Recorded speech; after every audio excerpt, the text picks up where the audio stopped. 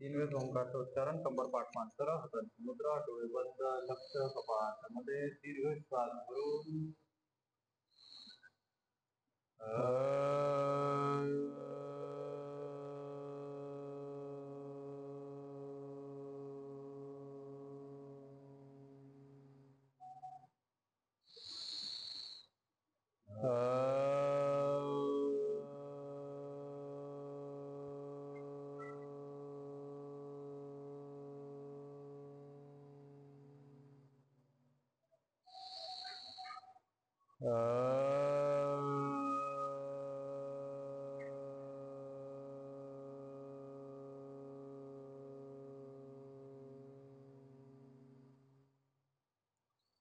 ओम कृष्णाय वासुदेवाय हरये परमात्मने प्रणतः क्लेशनाशाय गोविंदाय नमो नमः।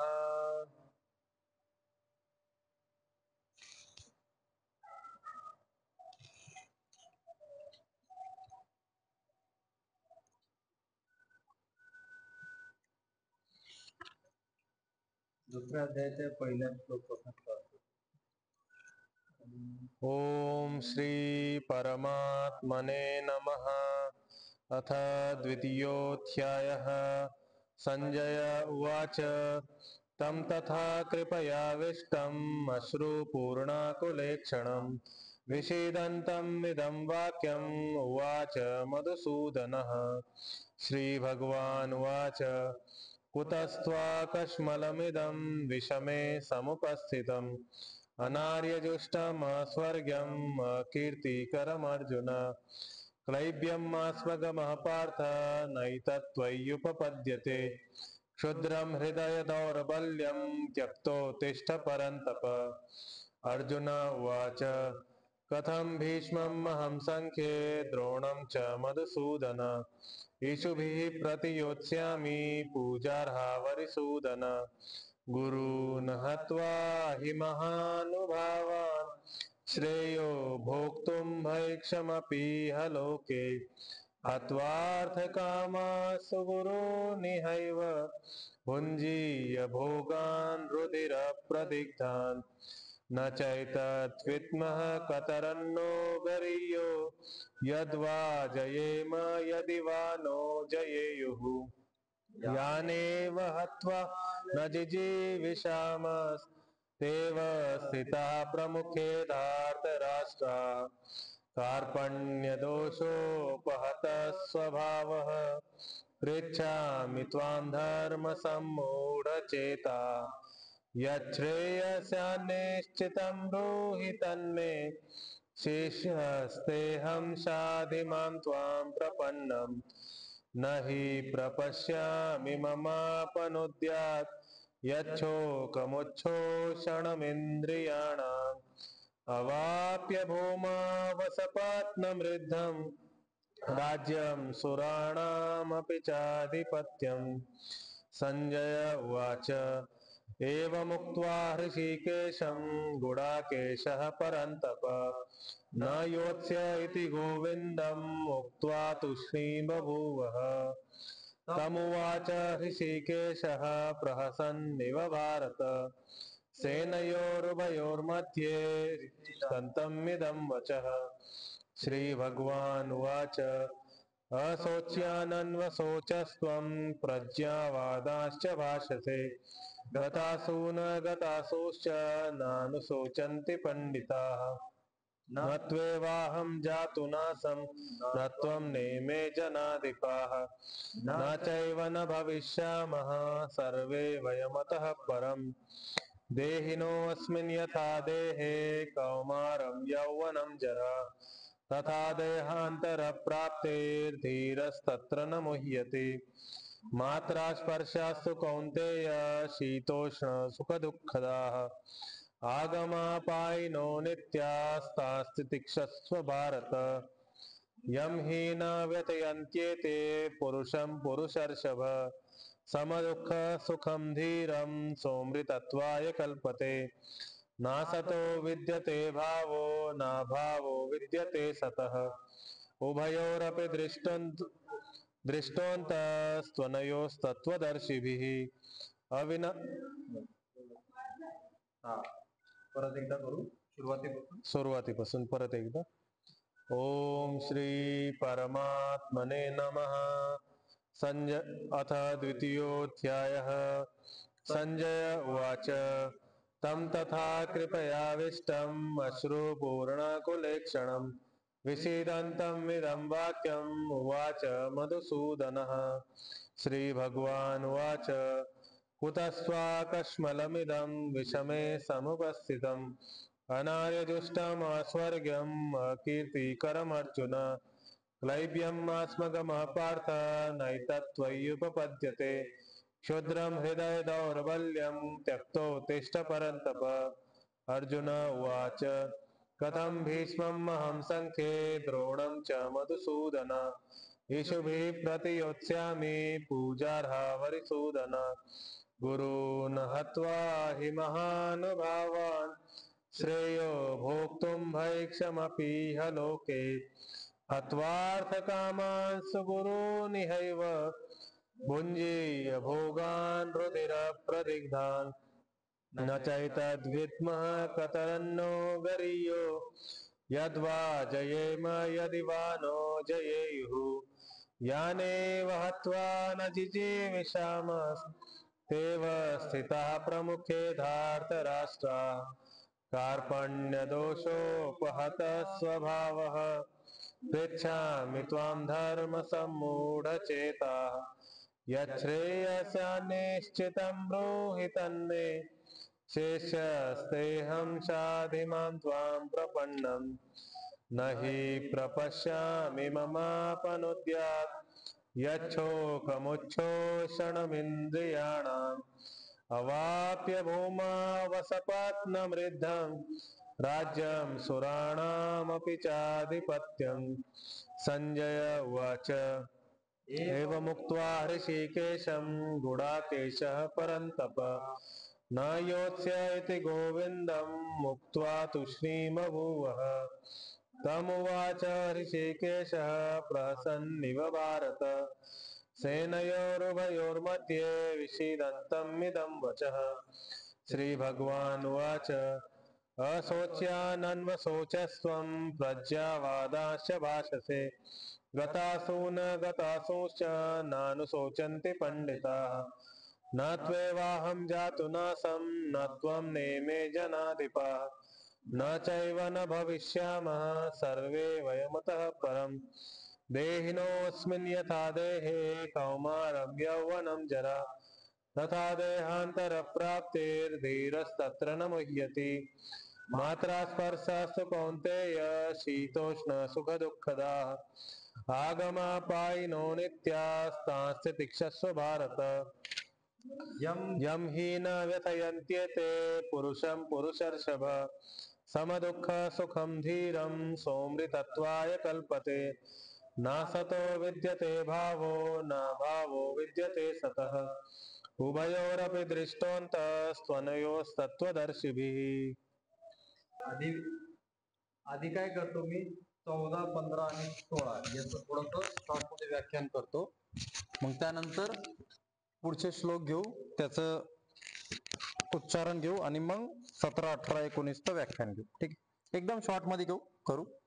मात्रा स्पर्शास्तु कौन्तेय शीतोष्ण सुख दुःखदा म्हणजे जे तन्मात्रा असतात, जे इंद्रियांचे विषय असतात.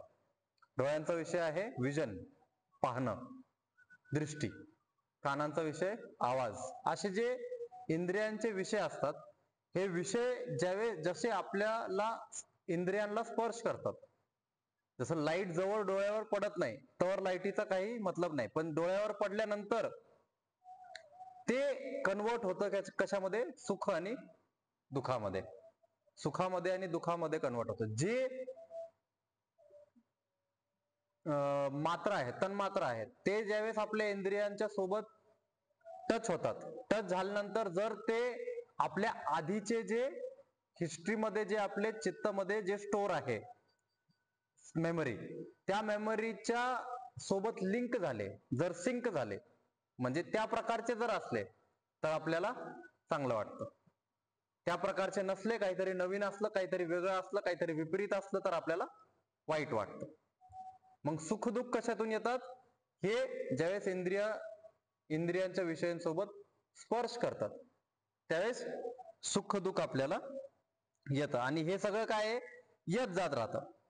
हे सगळं क्षणिक आहे असं सांगितलंय. तर याला काय करायला पाहिजे? आपण सहन करायला पाहिजे. ह्या श्लोकमध्ये 14व्या श्लोकमध्ये तितिक्षस्व भारत लिहिलंय. म्हणजे ह्या सगळ्या इंद्रियांना जे पण होतंय ते सगळं आपण सहन केलं तर ती मध्ये स्टोअर होणार. जर त्याला आपण विपरीत गेलो, उलट गेलो तर ते रिपेल होणार आणि सोडलं जाणार. तर त्याला सहन करायचंय. ठीक आहे. त्यानंतर यम ही न व्यथयन्ते ते पुरुषम पुरुषर्षभ, म्हणजे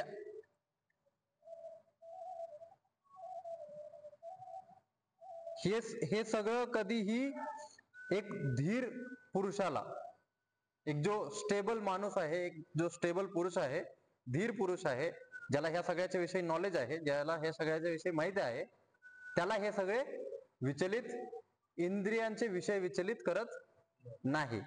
हे 15व्या मध्ये आहे. आणि 16व्या मध्ये आहे की सत आणि असत. सत म्हणजे ज्याची सत्ता कायम राहते, सत आणि असतच्या विषयी सांगितलंय. जे असत आहे म्हणजे जे शरीर आहे, असत म्हणजे शरीर, ज्याची सत्ता कायम नसते, जे परिवर्तनशील आहे, तो कधी पण स्थिर नाही राहू शकत. असं सांगितलंय की जे असत आहे ते कधी पण स्थिर नाही राहू शकत, त्याच्यामध्ये कायम परिवर्तन चालू आहे. आणि जे सत आहे ते परिवर्तनशील नाही. ना सतो विद्यते भावो, म्हणजे असत कधीही स्थिर नाही राहत आणि सत कधीही परिवर्तन नाही करत. म्हणजे शरीर कधीही स्थिर नाही राहणार आणि आत्मा कधीही परिवर्तन नाही करणार. दोन्ही उभयोरपि दृष्टोंतस त्वनयो तत्वदर्शिभिः, असं जे ह्या प्रकारे समजतं, दोन्ही गोष्टींना जे ह्या प्रकारे समजतं, तो एक धीर पुरुष आहे किंवा त्याची दृष्टी चांगली आहे, असं ह्या श्लोकांमध्ये सांगितलंय. की देखा गया किंतु उन्होंने इन दोनों की प्रकृति के अध्ययन द्वारा यह निष्कर्ष निकाला. म्हणजे जे धीर पुरुष आहेत, जे तत्वज्ञानी आहेत, ह्यांनी ह्या प्रकारे सत आणि असतची परिभाषा केलेली आहे.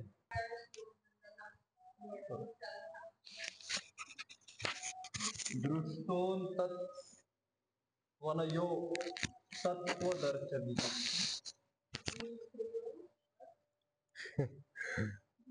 दृष्ट हा शब्द आहे. दृष्ट हा आपण म्हणतो. तर दृष्ट हा शब्द म्हणजे बघणे. अंतः, दृष्टो अंतः, इथं अवग्रहाचं चिन्ह आलं एस प्रकारचं, इथं अ लपलाय बघा. तर दृष्ट हा शब्द होता, दृष्टहला विसर्गला ओकार झाला. ठीक आहे, अ पुढं असल्यामुळं, आणि अवग्रह चिन्ह मध्ये आल्यामुळं अ लपलाय. ठीक आहे, अ सायलेंट झाला. तर दृष्टोंतस असं उच्चारण करायचं. उभयोरपि दृष्टोंतस, तिसरा पाद इथे संपतो. आणि अंतः शब्द होता, अंतः मध्ये विसर्ग होता, विसर्गला स झाला त पुढं असल्यामुळं. त्वनयो, तू अनयो, तू आणि अनयो. तर उकार आणि आकार मध्ये व ची संधी झाली. उकार अधिक आकार मध्ये व ची संधी. तर त्वनयोहो, त्वनयोहो विसर्ग होता, स झाला परत. तत्वदर्शीभिः. ठीक आहे. उभयोरपि दृष्टोंतस, तिसरा पाद. त्वनयोस तत्वदर्शीभिः. ठीक.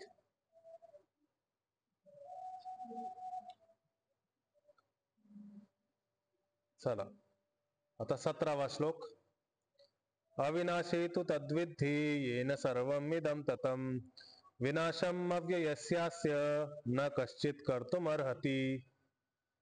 तर अविनाशी तु तद्विद्धि हा पहिला पाद आहे. अविनाशी, तू म्हणजे निश्चित प्रकारे, याला निश्चित प्रकारे अविनाशी, नाश, ज्याचा नाश नाही होऊ शकत. तद म्हणजे आत्मा, मागच्या श्लोकामध्ये आत्माचा थोडाफार वर्णन केला होता की आत्मा सत आहे. ठीक आहे, तर सत कसा आहे त्याला, त्या आत्माला समजा. विद्धी मतलब समजा. तद म्हणजे तो आत्मा. येन सर्वम इदम तत, ज्या आत्माने हा सगळा संसार दिसतोय, चेतन स्वरूपामध्ये दिसतोय, ज्या आत्मामुळं, असं. येन, येन म्हणजे इथं तृतीय विभक्ती म्हणजे करण. करण म्हणजे साधन, ज्या आत्माद्वारे, असं. सर्वम हा सगळा जगत, इदम, इदम जगत, हा सगळा जगत, ततम, ततम म्हणजे दिसतोय, प्रकाशित होतोय. ठीक. विनाशम अव्ययस्य अस्य, अव्ययस्य अस्य म्हणजे ह्या अविनाशीचा, ह्या आत्माचा, अव्ययस्य म्हणजे ह्या आत्म्याचा, अस्य, अस्य म्हणजे ह्याचा, विनाशम न कश्चित कर्तुम अर्हति, की ह्या आत्म्याचा विनाश कुणी पण करण्यासाठी योग्य नाहीये. ठीक आहे, असा अर्थ आहे.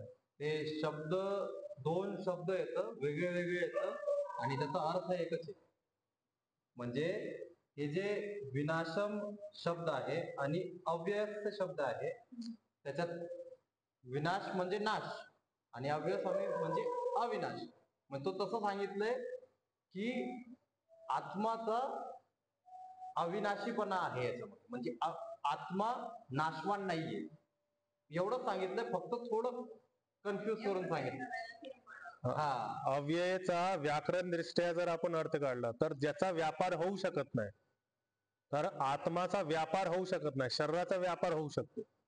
ठीक आहे, शरीर काहीतरी कर्म करणार, त्याचा व्यापार होणार, तो काहीतरी करणार, पण आत्माचा व्यापार होऊ शकत नाही. तो चित शक्ती आहे, एक चेतना शक्ती आहे, जो सदैव सजग राहतोय आणि शरीराला सजग बनवतोय. त्यामुळं त्याला विनाश करण्यासाठी कोणीही असं व्यक्ती किंवा असं कोणताही वस्तू योग्य नाहीये. असं न कश्चित, कश्चित म्हणजे कोणीही, कर्तुम करणे, अर्हति योग्य नाही, योग्य आहे आणि न असल्यामुळं नाही, न अर्हति योग्य नाही, असं. अर्हति क्रिया आहे. ठीक आहे. आणि कश्चित इथं प्रश्न आहे, कश्चित प्रश्न आहे. कर्तुम, कर्तुम परत क्रियासाठी सहयोगी क्रिया आहे. ठीक, असं. तर विनाशम, विनाशम मध्ये म हलंत आहे. अव्ययस्य, म हलंत अ सोबत जोडला तर विनाशम अव्ययस्य. ठीक आहे, विनाशम अव्ययस्य असं. आणि अस्य परत अव्ययस्य, य ला अ होता आधीच आणि अस्य अजून जोडला तर अ आणि अ मिळून आ झाला, तर विनाशम अव्ययस्य अस्य. तर विनाशम अव्ययस्यास्य असं उच्चारण करायचं. हा तिसरा पाद आहे. विनाशम अव्ययस्यास्य. न कश्चित, कश्चित त आहे, तर अर्धा त आहे. कर्तुम अर्हति, कर्तुम अर्हति असं. कर्तुम अर्हति, कर्तुम मध्ये म हलंत होता, अ जोडला, कर्तुम अर्हति असं. ठीक.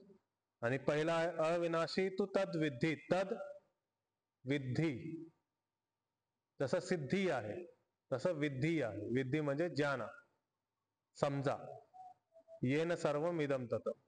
दुसरा पाद विनाशम अव्ययस्यास्य न कश्चित कर्तुम अर्हति, चौथा पाद. ठीक आहे, उच्चारण घेऊयात. अविनाशी तु तद्विद्धि, अविनाशी तु तद्विद्धि, येन सर्वम इदम ततम, येन सर्वम इदं ततं. विनाशम अव्ययस्यास्य, विनाशम अव्ययस्यास्य न कश्चित कर्तुम अर्हति. न कश्चित कर्तुमर्हति. सगळे सोबत. अविनाशी तु तद्विद्धि, येन सर्वम इदं ततम, विनाशम अव्ययस्यास्य न कश्चित कर्तुम अर्हति. अविनाशी तु तद्विद्धि, येन सर्वम इदं ततम, विनाशम अव्ययस्यास्य न कश्चित कर्तुम अर्हति. पुढचा श्लोक. अंतवंत इमे देहा नित्यस्योक्ता शरीरिणः अनाशिनो अप्रमेयस्य तस्माद् युध्यस्व भारत. अंतवंत इमे देहा म्हणजे अंतवान, अंतवंत म्हणजे अंतवान, इमे देहा हा देह, आपला जो हा देह आहे, ह्या आत्माचा जो देह आहे, आत्मा कसा आहे, नित्यस्य, नित्य आत्माचा, सगळे आत्माचे विशेषण आहेत. नित्यस्य उक्ताः असं म्हणलंय, की असं म्हणलंय म्हणजे वेदांमध्ये, उपनिषदांमध्ये, दर्शनांमध्ये असं म्हणलंय, उक्ताः. नित्यस्य नित्य आत्माचा हा जो देह आहे, आपला शरीर आहे, शरीरिणः आत्माचा परत दुसरा विशेषण, शरीरिणः हा शरीर आहे आणि त्याचा आतमध्ये बसलेला शरीरी, त्याचं रूप चालू झालंय शरीरिणः षष्ठीमध्ये. या सगळ्यांमध्ये षष्ठी विभक्ती, नित्यस्य षष्ठी विभक्ती संबंधला दाखवतोय. नित्य आत्माचा शरीर, शरीरीचा शरीर. ठीक, जसं प्रेम करणारा आणि प्रेमी, तर प्रेमी एक व्यक्ती आहे, तसं शरीरी आत्मा आहे आणि शरीर त्याचा शरीर आहे. असं अनाशिनो हा परत षष्ठी विभक्ती, की आत्मा कसा आहे, अनाशी आहे, जसा नाश होऊ शकत नाही. अप्रमेयस्य अवग्रह चिन्ह आहे एस प्रकारचा, तर अ लपलाय. अप्रमेयस्य म्हणजे त्याचा परिमाण नाहीये. जसा पाणीचा आपण ग्लासामध्ये भरलं तर पाणीचा काहीतरी परिमाण होतो, तसा आत्माचा परिमाण नाहीये. तो किती पण वाढू शकतो, किती पण कमी होऊ शकतो, किती पण सूक्ष्म होऊ शकतो, कसा पण होऊ शकतो. अप्रमेयस्य. तस्मात त्या कारणामुळं, आत्माचे असे 4 गुण दाखवले, त्या कारणामुळं तस्मात कारण, युद्धस्व युद्ध कर, भारत, इथं भारत विषय संबोधन दिलं अर्जुनासाठी, कारण की हे सगळे भरतवंशी आहेत, त्याच्यामुळे प्रत्येकाचं नाव भारत आपण असं म्हणू शकतो. ठीक आहे. तर ह्याच्यामध्ये संधी खूप अवघड नाहीये, सगळे शब्द स्पष्ट आहे. अंतवंत इमे देहा, ठीक आहे, पहिला पाठ. नित्यस्य इथं संधी झाली आहे, नित्यस्य उक्ताः, उक्ताः शब्द होता, नित्यस्यचा अ आणि उ मिळून ओकार झाला. ठीक आहे, नित्यस्योक्ताः असं. नित्यस्योक्ताः शरीरिणः, शरीरिणः मध्ये पहिल्या र मध्ये मोठी इकार आहे, दुसऱ्या र मध्ये छोटी इकार आहे. ठीक आहे, तर शरीरिणः असं. अनाशिनो प्रमेयस्य इथं अ लपून टाकायचं, अ सायलेंट करायचं, अनाशिनो प्रमेयस्य असं. ठीक, आणि तस्मात इथं द होता, तस्मात मध्ये पहिलं त होता, त नंतर द झालं, तर तस्मात द आणि युद्धस्व, द च्या सोबत यू झालाय, तस्मात युध्यस्व भारत. संधी काय नाही झाली, शब्द जुडलेत. जसं क्ष शब्द आहे संयुक्त अक्षर, क आणि श मिळून क्ष बनतो, कक्षा, क्षत्रिय, तसा. तस्माद युध्यस्व, द आणि य मिळून द्यू, विद्या. ठीक आहे, द आणि य असं. तस्माद युध्यस्व भारत, चौथा पाठ. चला उच्चारण घेऊयात. अंतवंत इमे देहा, अंतवंत इमे देहा नित्यस्योक्ताः शरीरिणः नित्यस्योक्ताः शरीरिणः अनाशिनो प्रमेयस्य अनाशिनो प्रमेयस्य तस्माद् युध्यस्व भारत. तस्मात् युध्यस्व भारत. सगळे सोबत. अंतवंत इमे देहा नित्यस्योक्ता शरीरिणः अनाशिनो अप्रमेयस्य तस्माद् युध्यस्व भारत. अंतवंत इमे देहा नित्यस्योक्ता शरीरिणः अनाशिनो प्रमेयस्य तस्माद् युध्यस्व भारत. 19वा श्लोक. य एनं वेत्ति हन्तारं यश्चैनं मन्यते हतम् उभौ तौ न विजानीतो नायं हन्ति न हन्यते. आता त्या आत्म्याला, तो आत्मा मरणार आहे, तिथं अनाशिनो शब्द दिलाय दोन्ही श्लोकांमध्ये, पहिल्या श्लोकामध्ये पण आणि दुसऱ्यामध्ये पण, म्हणजे 17व्या मध्ये पण 18व्या मध्ये पण अनाशिनो. तर अनाशिनो कसा आहे तो स्पष्ट करणार आहे ह्या श्लोकमध्ये. य एनम वेत्ती, य म्हणजे जो, जो पुरुष, जो व्यक्ती, एनम म्हणजे आत्मा, आत्म्यासाठी सर्वनाम शब्द यूज केला. य एनम आत्म्याला, वेत्ती जाणता आहे, समजतोय, जो आत्म्याला असं समजतोय, काय समजतोय, हंतारम म्हणजे आत्मा कुणाला तरी मारणार आहे. जसं क्षत्रियांमध्ये कोणतरी मारत असतं, कोणतरी मरत असतं असं. तर त्या फील्डचं उदाहरण दिलंय त्यांनी, हंतारम, की आत्मा जो असं समजतोय की आत्मा कुणाला तरी मारणार आहे, हंतारम मारणार आहे. यश्चैनम किंवा जो असा व्यक्ती आहे, यश्च, च म्हणजे अजून, एनम, एनम म्हणजे आत्मा, आत्माला, मन्यते हतम, की मन्यते म्हणजे मानता है, आपण मानतो, जो व्यक्ती आत्माला असं मानतो की तो मरणार आहे कुणाच्याकडून, तर काय, उभौ तौ, ते दोघं पण व्यक्ती, ते दोघं व्यक्ती, न विजानीतो, ते नाही समजत, त्यांना आत्मतत्व नाही समजला. नायम, की न अयम, की हा आत्मा, हंती, हा आत्मा कुणालाही मारत नाही, न हन्यते, किंवा कुणापासूनही मारला जात नाही. ठीक आहे, हंती, हन्यते, हंतारम आणि हतम हे 4 क्रिया आहेत. ठीक आहे, ह्याच्यामध्ये हंतारम आणि हतम हे 2 क्रिया थोडीशी किचकट आहे, म्हणजे हे 2 क्रिया सपोर्टिव्ह क्रिया आहे, आणि हे 2 क्रिया हंती आणि हन्यते हे 2 मुख्य क्रिया आहेत, वर्ब, मुख्य वर्ब आहेत. विजानीतो पण मुख्य वर्ब आहे, वेत्ती पण मुख्य वर्ब आहे. तर ह्यामध्ये क्रियांसोबत अर्थ समजवलाय सगळा, वर्ब सांगून अर्थ समजवलाय. तर शब्द एकदम स्पष्ट आहेत. य एनम वेत्ती, हंतारम पहिला पाद, यश्चैनम, यश्च, यह, च एनम, यश्च, यह विसर्ग होता, विसर्गला श झाला, च पुढे असताना विसर्गला श झाला, यश्च आणि एनम, च आणि ए, अकार आणि एकार मध्ये ऐ झाला, मिळून संधी ऐ झाली. तर यश्च एनम, यश्चैनम असं. यश्चैनम मन्यते हतम, दुसरा पाद. उभौ तौ, उभौ तौ औकार औकार आहे.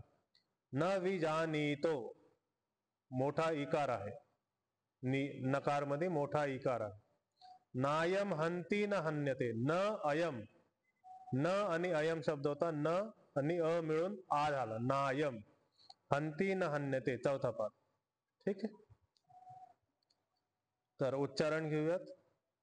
य एनम वेत्ति हंतारम, य एनम वेत्ति हंतारम, यश्चैनम मन्यते हतम, यश्चैनम मन्यते हतम, उभौ तौ न विजानीतो, उभौ तौ न विजानीतो, नायम हंती न हन्यते. नायम हंति न हन्यते. सगळे सोबत. य एनम वेत्ति हंतारम, यश्चैनम मन्यते हतम, उभौ तौ न विजानीतो, नायम हंति न हन्यते.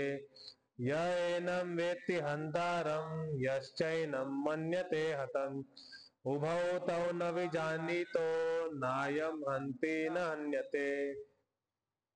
जे गोष्ट 16व्या श्लोक मध्ये होती, ना सतो विद्यते भावो, ना भावो विद्यते सतः.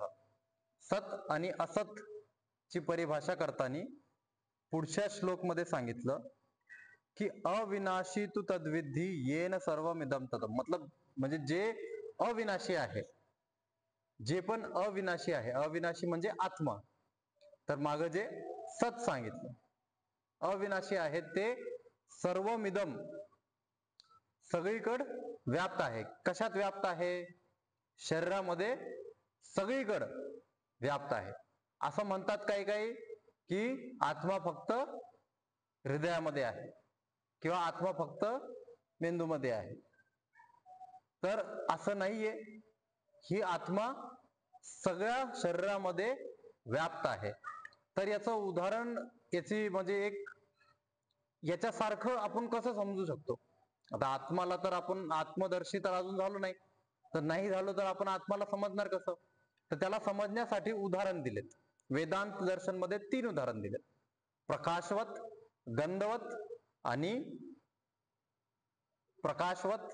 गंधवत आणि चंदनवत. तर याच्यामध्ये प्रकाशवत अर्थात जसं सूर्याचा प्रकाश आहे. सूर्य तर एक जागेवर आहे, पण त्याचा प्रकाश पूर्ण त्याच्या सूर्यमंडलामध्ये पसरतो. पण पसरतोय तरी पण आपल्याला अंधकार कसा काय दिसतो? जर सूर्याचा प्रकाश पडतोय तर आपल्याला ते अंधार कसा काय दिसतोय?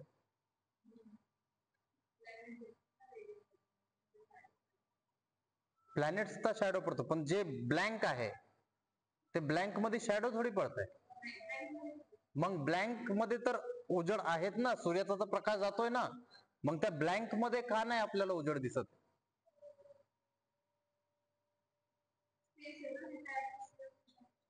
त्या स्पेस मध्ये आपल्याला उजेड का नाही दिसत आहे?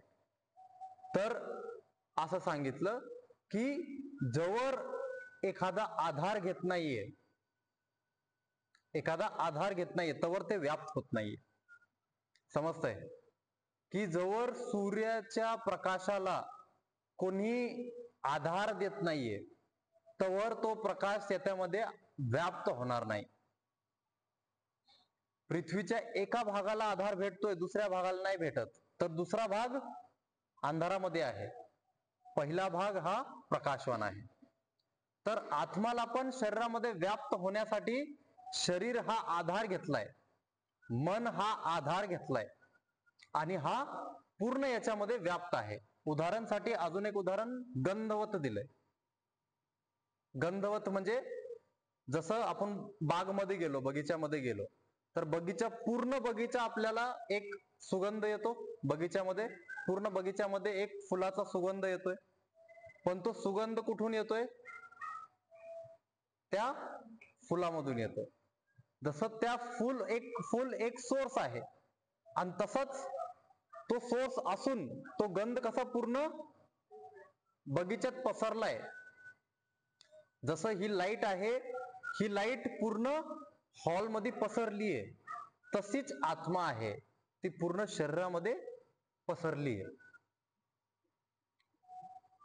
चंदनवत म्हणजे पण सेम, की आपण चंदन इथं लावतो पण पूर्ण शरीराचा चंदनवत वास येतो किंवा आपल्याला गार फील होतं. तर असे 3 उदाहरण दिलेत. अजून भरपूर उदाहरण आहेत वेदांत दर्शन मध्ये, पण एक आपण नवीन पद्धतीने याला समजायचा प्रयत्न करू.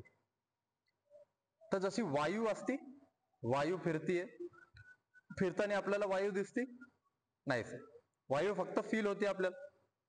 ही वायू ज्यावेळेस भरपूर गोष्टी घेऊन फिरणार, समजा खालून माती घेतली, दगड घेतले, सायकल घेतली, गाडी घेतलं, बंगले, झाड, हे सगळं घेतलं आणि असा एक गोल गोल गोल गोल फिरायला लागली वायू. ठीक आहे? तर ही वायू अशी एक आकार निर्माण झाला. ठीक आहे? टॉर्नेडो सारखा एक आकार निर्माण झाला त्या वायूचा. तर ती जी वायू आहे ती त्या पूर्ण याच्यात व्याप्त आहे. आणि हे जे पूर्ण त्यांनी उचललंय, गाडी, सायकल, झाड, घर, माती, दगड, हे सगळं काय आहे? शरीर आहे. हे सगळं काय आहे? शरीर आहे. तर याच्या पुढच्या श्लोक मध्ये, आता याच्यामध्ये काय सांगितलं की विनाशम अव्ययस्यास्य न कश्चित कर्तुम अर्हति. म्हणजे याला मारण्याची, त्या वायूला मारण्याची, म्हणजे त्या आत्म्याला मारण्याची कोणाचीही ताकद कोणीही त्याच्या योग्य नाही, असं अर्जुनाला सांगितलंय. त्या क्षेत्रामध्ये अर्जुनाला का परत परत हे सांगितलं जातंय की आत्मा मरणार नाहीये, शरीरच मरणार आहे, आत्मा मरणार नाहीये, शरीरच मरणार आहे. तो ह्या सगळ्यांना ह्या सगळ्या शरीरालाच आत्मा मानतोय.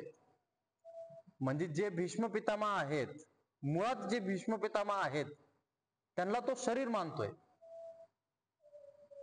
त्यांना तो शरीर मानतोय. त्यांना शरीर नाही मानलं पाहिजे, त्यांना आत्मा मान.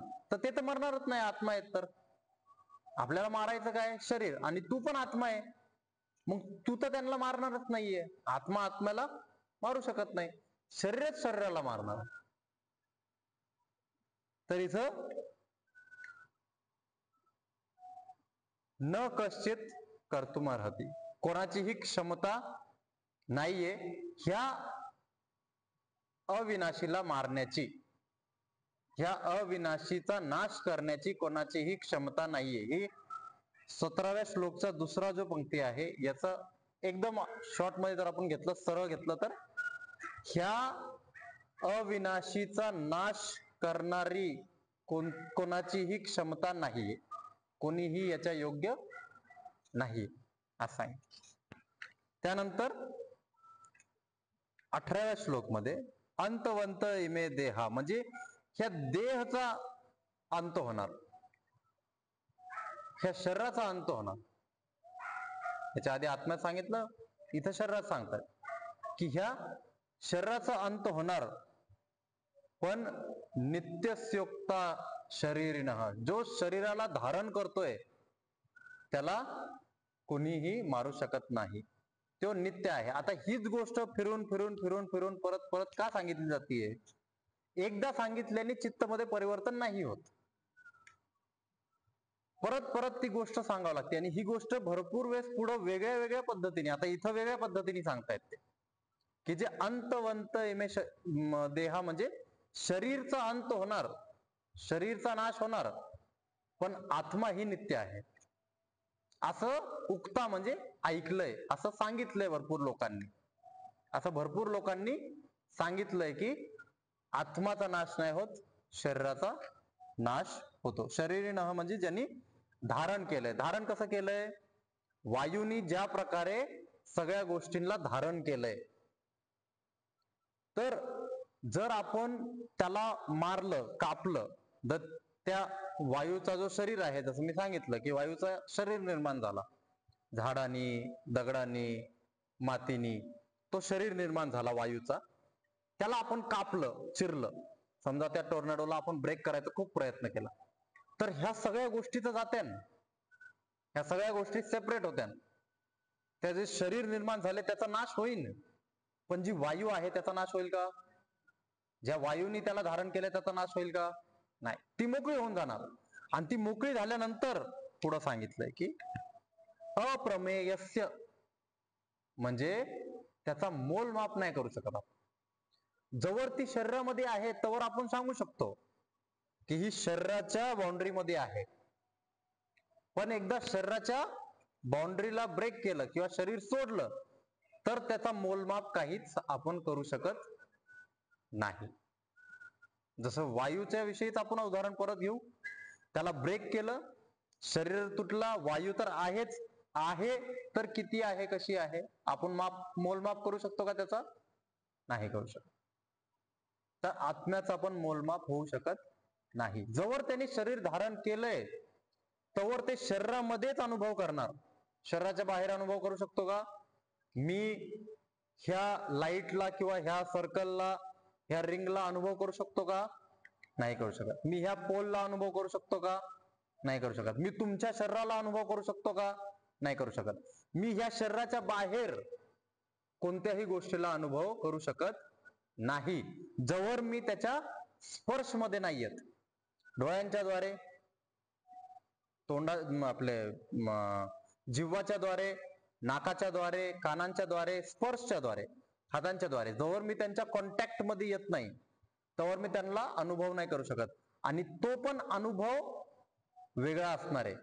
माझा जो शरीराचा अनुभव आहे तो वेगळा आहे, मी दुसऱ्या गोष्टीला ज्यावेळेस अनुभव करतोय तो वेगळा आहे. हे दोन्ही सेपरेट आहेत. तर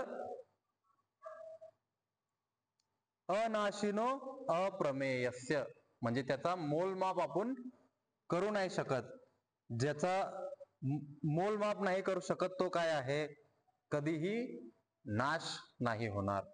तर ती वायू कधीही नाश नाही होणार आणि त्याचा मोलमापही आपण करू शकत नाही.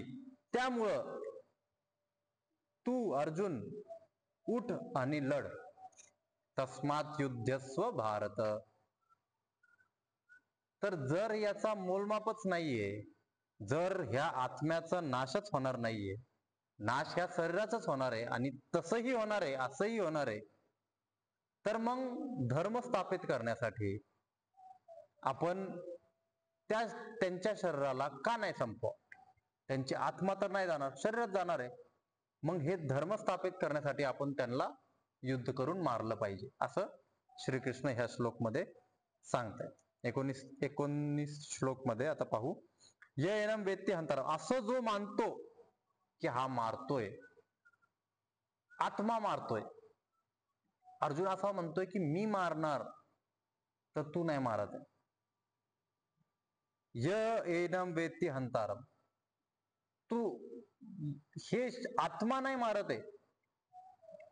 यश चैनम मन्यते हतम, म्हणजे हे आत्मा मरत पण नाही ना. तू जो आत्मा आहे किंवा ते जे आत्मा आहेत हे ना मारत येत ना मरत येत. आत्मा मारू शकत नाही, आत्मा मरू शकत नाही.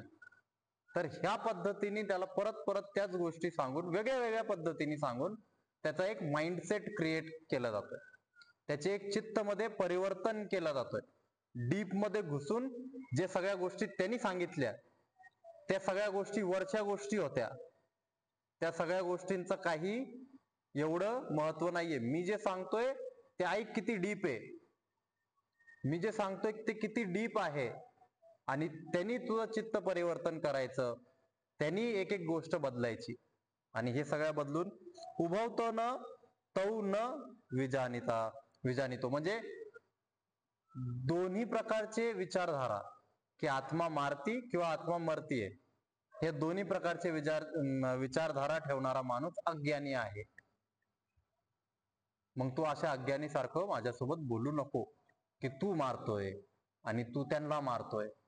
तू त्यांना मारत पण नाहीये, फक्त हे शरीर आणि शरीराचा संवाद आहे, शरीर आणि शरीराचा व्यवहार आहे. हे आत्म्या आणि आत्म्याचा व्यवहार नाहीये. तर शरीर आणि शरीराचा व्यवहार आहे, तर याला व्यवहारामध्येच धर्म जो व्यवहाराचा आहे, व्यवहाराचा जो धर्म आहे त्याचाच पालन कर.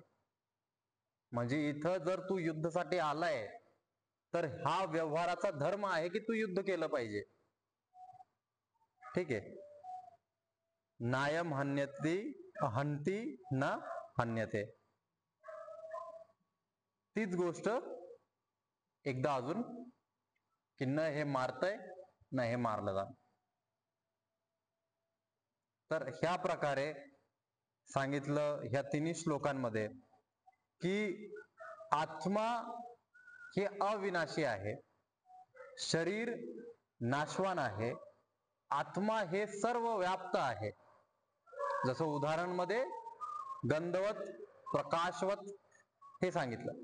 पण प्रकाश साठी एक सोर्स आहे, तर आत्माचा सोर्स आहे का?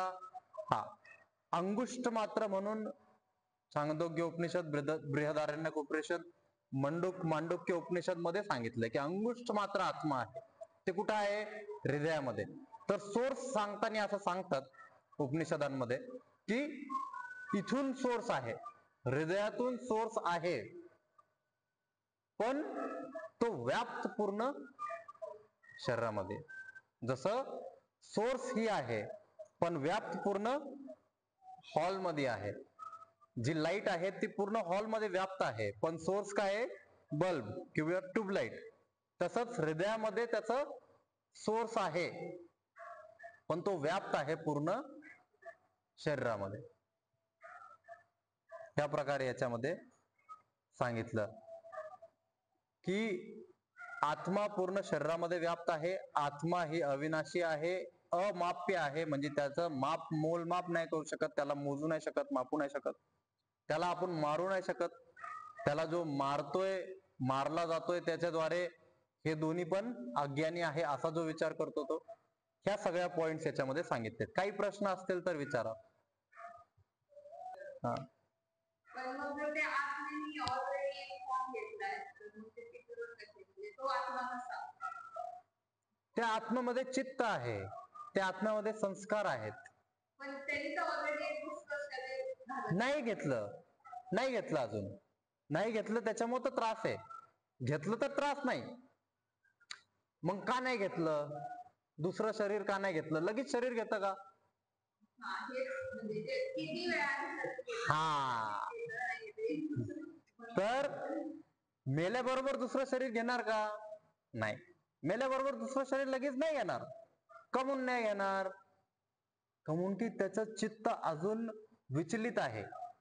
जर त्याचं चित्त स्थिर असलं, मृत्यूच्या वेळेस काय होतं, एक खूप चांगलं, आता मृत्यूच्या वेळेस काय होतं हे कोणी सांगू शकतं का? तर तुम्ही मेला तो काय सांगणार आहे? तर मृत्यूच्या वेळेस काय होतं हे कोणी सांगू शकतं का? नाही सांगू शकत. पण उपनिषदामध्ये याच्याविषयी पण आज सांगितलं गेलं. प्रश्न उपनिषद मध्ये आहे, कठोपनिषद मध्ये आहे. याच्याविषयी असं सांगितलं की मृत्यूच्या वेळेस आत्मा सगळ्यात जुन्या आठवणी काढतो आणि चांगल्या नाही वाईट काढतो. त्यांनी काय काय चुकीचं केलं, काही खूप मोठं चांगलं केलं असेल तर ते आपण आठवतं, पण जास्त करून चुकीच्या गोष्टी आठवतात, वाईट गोष्टी आठवतात. आणि ते आठवण करून त्याचं चित्त विचलित होतं आणि त्या चित्त विचलित मध्ये तो तडफडतो. चित्तमध्ये तडफडपणा आहे, शरीरामध्ये पण कधी कधी येतो तो चित्तचा तडफडपणा मृत्यूच्या वेळेस. काही काही कोमा मधूनच जातात डायरेक्ट, काही काही ऑपरेशन मधूनच जातात डायरेक्ट, काही काही झोपेतच जातात डायरेक्ट. पण तरी त्यांचा चित्तमध्ये विचलितपणा असतो. शरीर सोडल्यानंतर लगेच शरीर सोडलं का? नाही. एक एक प्राण सोडला जातो. पंचमुख्य प्राण आहे, पंच उपप्राण आहे, 10 प्राण आहेत. शेवटी व्यान सोडला जातो आणि उपप्राण मध्ये शेवटी धनंजय, देवदत्त सोडले जातात. तेव्हा हे सगळे ज्यावेळेस शेवटीचे प्राण ज्यावेळेस सोडले जातात त्यावेळेस तो चित्त आणि आत्मा सेपरेट होती. प्राणशक्तीनी म्हणजे जे आपण श्वास घेतोय ह्या श्वासानी प्राणशक्ती निर्माण होती. ह्या प्राणशक्तीनी आत्माला आणि शरीराला धरून ठेवलंय. असे 10 प्रकारचे प्राण आहेत. एक एक प्राण मृत्यूच्या वेळेस सोडला जातो आणि ज्यावेळेस सोडला जातो त्यावेळेस आपल्याला वेगळ्या वेगळ्या स्मृती येतात की मी काय केलं होतं, मी कोणासोबत कसा वागलो, मी काय कसा केलं, हे सगळ्या गोष्टी येतात. आणि आल्यानंतर चित्तामध्ये विचलितपणा येतो. शरीर सोडल्यानंतर तो चित्त तसाच विचलित राहतो. त्याच्यामुळे आपण श्राद्ध करतो. आता जसं त्यांनी शरीर सोडलं की टाइमचा बॅरियर संपला. तिथं टाइम नाही. टाइम एक्झिस्ट करतो फक्त शरीरासोबत. शरीर नाही, टाइम नाही. ते कितीही वर्ष घेऊ शकतो. 100 वर्ष घेतले तरी त्याच्यासाठी टाइम शून्य आहे. मॅटर काय करणार तिथं? व्हायब्रेशन मॅटर करणार. त्याच्यासारखी व्हायब्रेशन जर कोणाच्या आईमध्ये असली, त्यांनी ज्यावेळेस शरीर सोडलंय ते सोडताना त्याची चित्तची जी परिस्थिती आहे, त्याची चित्तची जी व्हायब्रेशन आहे, त्या सेम व्हायब्रेशन जर एखाद्या आईमध्ये असली, त्या काळाला, ज्या काळाला त्याच्या पोटामध्ये 90-80 दिवस झालेत आणि गोळा तयार झालाय, आता त्याच्यामध्ये जीव यायचा ट्राय करतोय, त्यावेळेस जर त्या आईची चित्तची परिस्थिती तशी असली तर तो त्याच्यामध्ये एंटर करतो. ते मॅच होऊन जातं, सिंक होऊन जातं आणि मग हे शरीर त्याच्यामध्ये जातं. हे किती वेळ घेणार? वेळेचा काही त्याच्यामध्ये नाहीये. मी उदाहरणासाठी सांगतो की वेळेचा का नाहीये. ज्यावेळेस आपण मनामध्ये जातो त्यावेळेस वेळ 0 होऊन जातो. एखादी गोष्ट आपण मनापासून खूप जास्त आपल्याला आवडतीये तर तिथं वेळेचा भान होतो का आपल्याला? किती बोलत राहा, किती करत राहा, काही करा, 2 तास, 4 तास, 8 तास आपल्याला समजतात का? नाही. आणि जिथं आपल्याला आपलं मन नाही रमलं तिथं 1च मिनिटं लय झालं. कसं कधी निघावा इथून, कधी याला सोडून जावा, कधी जावा इथून असं वाटतं. तर जिथं चित्त आहे, जिथं मन आहे, जिथं शरीर सोडलं की तिथं टाइमचा एक्झिस्टन्स संपला. का संपला? टाइम आणि स्पेस या दोन्ही गोष्टी फक्त आणि फक्त 3 डायमेन्शन मध्येच एक्झिस्ट करतात. मन चित्त 2 डायमेन्शन मध्ये आहे, त्याच्यामुळे तिथं टाइम एक्झिस्ट करू शकत नाही. तुम्ही ज्यावेळेस एक जागेवरून दुसऱ्या जागेवर जाता तरच टाइम सांगू शकता. जर एक जागेवरून दुसऱ्या जागेवर जायचा उपाय काही विषयच नाहीये तर मग तुम्ही टाइम स्पेस सांगू शकत नाही.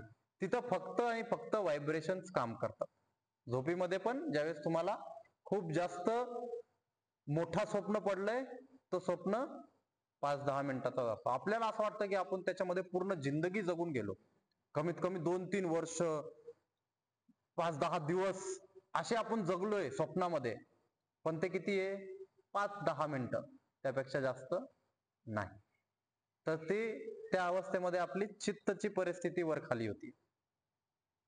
तिथं टाइमचा काहीही विषय नाही. तर पितरांच्या विषयी पण तो ज्यावेळेस पित्र झालाय त्यावेळेस तो टाइम बॅरियर मध्ये नाही येत आणि तो तडफडतोय. आपल्याला माहित नाहीये की आपले कोणते पित्र तडफडतायत, कोणते पित्र मुक्त झालेत, कोणते पित्र दुसऱ्या शरीरामध्ये गेलेत. त्याच्यामुळं आपण त्यांच्यासाठी दरवर्षी करायचं. आणि केल्याने आपलं नुकसान काय आहे त्याच्यामध्ये? आपलं नुकसान काहीच नाही ना त्याच्यामध्ये. थोडा वेळ द्यायचा आहे त्यांच्यासाठी, थोडा पूजापाठ करायची, पण आपलं नुकसान काहीच नाहीये. खूपच जास्त बिझी असताना तुम्ही नाही केलं तरी चालेल. पण मग जर तो चित्त तुमच्यासोबत कनेक्टेड आहे, ते पित्र तुमच्यासोबत कनेक्टेड आहेत आणि त्याला तुमच्याकडून अपेक्षा आहे की याने काहीतरी, ह्या शक्तीने माझ्यासाठी काहीतरी करावा, तर तो तुम्हाला त्रास देऊ शकतो. सकाळच्या बॅच मध्ये प्रेरणा एक मुलगी होती, तिने सांगितलं, मी सांगितलं तुम्हाला की आजी सोबत काहीही कनेक्शन नाही. आजी सोबत तिचं डीएनएचं किंवा तिची आजी नाहीये ती आजी दुसरी कोणतरी आहे. तिचे मुलं पण नाही, बाळा पण नाही, कोणीच नाही. पण त्या आजीला हिने सांभाळलं खूप आधीपासून, खूप वर्षापासून. आणि ती आजी गेल्यानंतर यांनी काहीच केलं नाही. तिचं 3 वर्ष लगातार ऍक्सिडेंट झाला. ज्यावेळेस ब्राह्मणाला दाखवलं ते म्हणले की पितृदोष आहे. मग ते म्हणले पितृदोष कसं काय असू शकतो? आमचे सगळे आहेत. मग कोणतरी असन सांगा. मग सांगितलं तर ही आजी होती, पण आमचा काही संबंध नव्हता. संबंध नव्हता पण तुमचे ऋणानुबंध होते. तू सेवा केली आणि तिला अपेक्षित आहे तुझ्याकडून. तुझे पॉझिटिव्ह व्हायब्रेशन तिला सोडताना पाहिजे. मग ज्यावेळेस तिने केलं सगळं, तर आता 2019-20 ची गोष्ट आहे, 4 वर्षापासून तिला काहीच त्रास नाही झाला. अशी गोष्ट घडली.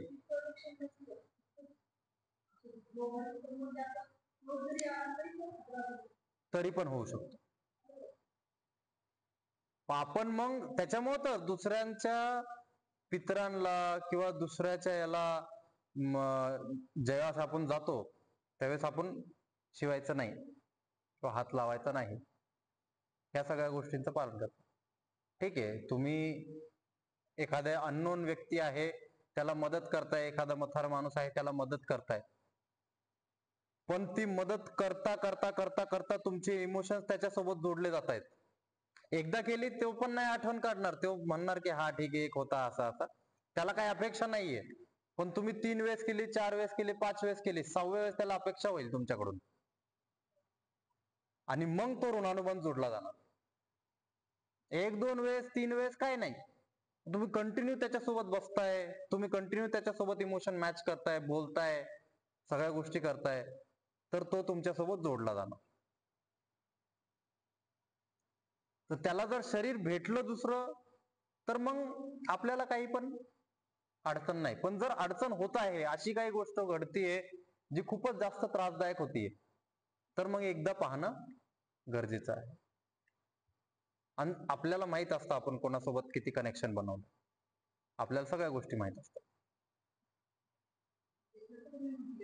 म्हणजे ज्यावेळेस श्राद्ध वगैरे करतो, ज्यावेळेस ह्या सगळ्या गोष्टी असतात, ज्यावेळेस आपण पिंडदान, श्राद्ध करतो, ह्या सगळ्या गोष्टी करतो, ज्यावेळेस एखादी विधी करतो, तर त्यावेळेस दुसऱ्यांची विधी चालू आहे अंतविधी किंवा त्या गोष्टी चालू आहेत, तर आपण त्या गोष्टींना थोडंसं लांब राहायचं, आपण त्या गोष्टींपासून थोडंसं दूर राहायचं. असं नाही की ते आपल्याला त्रासच देणार आहेत, पण जर तुमचा कनेक्शन असला जुना तर ते देऊ शकतात. आता ते ह्या सगळ्या गोष्टी कर्मबंधनाच्या गोष्टी, आणि ही जी मी तुम्हाला आता सांगितलं सगळं हे सायन्स, हे कितपत काम करणार? 1%, 2%, 5%. ठीक आहे. असं नाही की तिचा ऍक्सिडेंट झाला त्याच्यामुळे झालं, त्याच्या पाठीमागं अजून 95% दुसरे कारण असणार आहेत. पण 5% कारणाला तर आपण मॅनेज करू शकतो, ते तिने मॅनेज केले. जे बाकी 95% कारण होते, की ती एखाद्या वेळेस काहीतरी फोनवर बोलता बोलता चालली असेल किंवा तिचं लक्ष नसेल, हे पण कारण येतं. असे भरपूर फॅक्टर्स येतं. त्याच्यातला एकही फॅक्टर जर कारणीभूत झाला तर परत ऍक्सिडेंट होऊ शकतं. असं कंपल्सरी नाहीये की तिच्यामुळेच झालं, पण त्या एक गोष्टीला आपण जर वाचू शकतो, जर प्रिझर्व करू शकतो, जर प्रोटेक्ट करू शकतो, तर का नाही करावं? एवढंच एक आहे विषय, बाकी काही नाही. हृदयाच्या वरच्या भागामध्ये जेव्हा प्राण सुटतोय, जसं कुणाचं तोंड उघडं असताना कसं, कुणाच्या डोळ्यातूनच, कुणाचं आद्य चक्रामधून, कुणाचं सहस्रार चक्रामधून तर लई कमी लोकांचं होतं. पण हे जर हृदयाच्या वरच्या भागातून ज्यांचे प्राण सुटतात, श्वासामधूनच श्वास घेता घेता ते गेले, झोपेतच गेले, तर अशा माणसांचं चित्त लगभग स्टेबल, लगभग संतुष्ट आहे. सगळे जोपर्यंत ते जगलेले तोपर्यंत एकदम संतुष्टपणे जगलेले. असं भरपूर ठिकाणी, आणि काही काही जण सांगून जातात की मी ह्या दिवशी माझं मरण येणार. मग हे काय, हे सात्विक वृत्ती, हे काहीतरी त्यांनी पूर्व प्रारब्ध मध्ये काहीतरी चांगले कर्म केले असतील आणि जीवन तसं जगणार. जे त्याच्या खालती, जे आजारामधून तडफडून मरतात, ते सगळे याच्या खाली, जे कोणाच्या तरी मर्डरच्या हेतूनी मरतात, ते सगळे हृदयाच्या खाली. खालच्या वृत्ती. जसं मी हे पण सांगितलं होतं, मला सूर्याचं पण उदाहरण सांगितलं होतं, ब्रह्मांडचं पण उदाहरण सांगितलं होतं. जी गोष्ट वर असणार आणि जवळ असणार, ही आत्माचा सोर्स आहे. याच्या जवळ आहे, ह्या सगळ्या गोष्टी याच्या जवळ आहे आणि वर आहेत, तर ह्या सगळ्या गोष्टी सत्व आहे. याच्या खाली जे आहे ते सगळं तमो आहे. म्हणजे हे सगळ्या निगेटिव्ह आहेत, किंवा याला आपण खालच्या स्तराचा मानतो कॉन्शियसनेस. याच्या वर जी आहे ती कॉन्शियसनेसची, चेतनाची स्थिती जी आहे ती उच्च आहे असं मानतो. ठीक आहे, चला. असे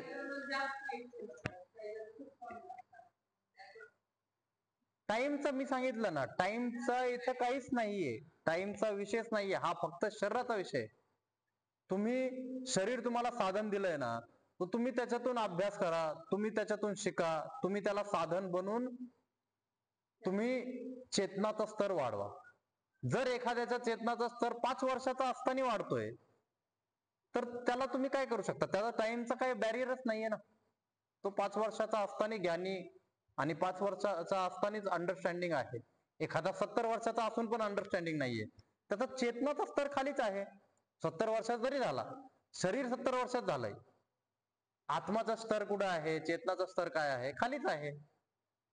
शरीर जरी 5 वर्षाचं असलं तरी चेतनाचा स्तर काय आहे? वर आहे. जसं ज्ञानेश्वर माऊली कमी वेळात सगळं घेऊन गेले. ज्ञानेश्वरी त्यांनी किती वेळात लिहिली होती?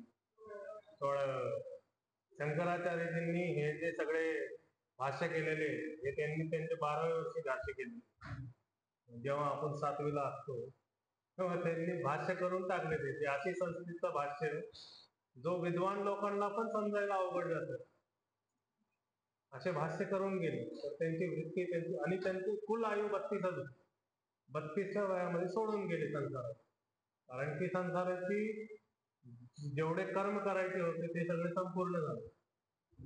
श्रीकृष्णाजींची आयु पण तशीच खूप होती, पण त्यांनी तेवढंच जगलंय जेवढं त्यांना माहिती होतं की आम्हाला ते धर्मासाठी त्यांनी त्या शरीराला स्थापित केलं. आणि नंतर गेले तर काय कशाने गेले? एक तिनक्याने गेले. एक बाण, छोटासा अंतर लागला होता, ते पण त्याची पण बॅक स्टोरी आहे. आपले इथले कर्म संपले की आपण इथे मरण आहे. हा, ते आपण डिसाईड करतो की आपले कर्म कधी संपणार. ते आपण डिसाईड करणार की आपले कर्म कधी संपवायचे आपण. ते कॉन्शियसली होतं. ते वाटलं पण आपण मरणामध्ये गेलं पाहिजे. हा, जर असं वाटतंय, आपल्याला संतुष्टी वाटली पाहिजे हे शरीर सोडताना. तो काही मरण नाही, तो तर एक फॅक्टर झाला.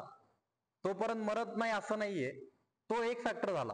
याच्या व्यतिरिक्त अंगिनत असे फॅक्टर येतात, अंगिनत अशा गोष्टी येतात, जे गोष्टींचा योग झाला तर तुमचं शरीर मरू शकतं. बरोबर. जर तुमचा भयानक ऍक्सिडेंट झाला आणि शरीराचे 2 तुकडे झाले, मग तुम्ही किती इच्छा केली की मला कर्म करायचे, मला जगायचंय, जगणार का? नाही जगणार.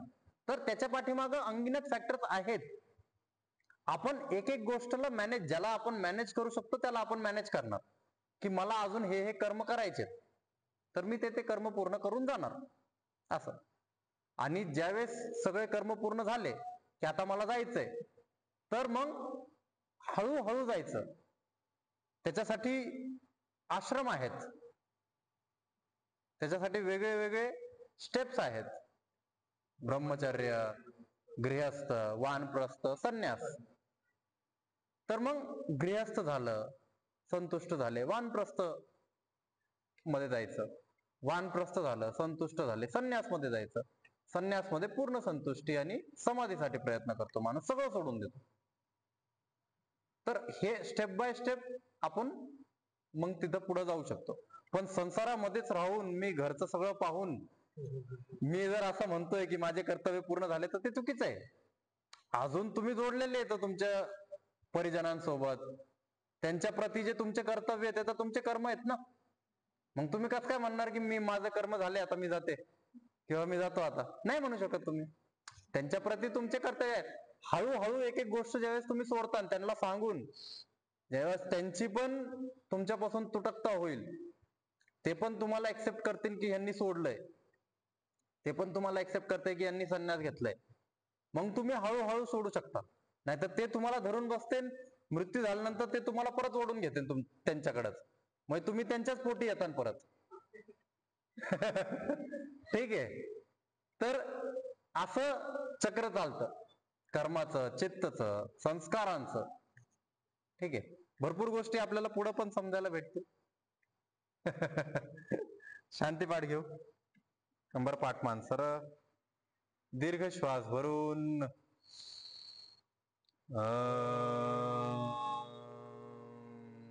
देह शांतिरंतरिक्षगम शांति, शांतिरापः शांतिरोषधयः शांति, वनस्पतयः शांतिर्विश्वे देवाः शांति, ब्रह्म शांति, सर्वं शांति. शांतिरेव शांति सामा शांतिरेधि. ओम शांति शांति शांति.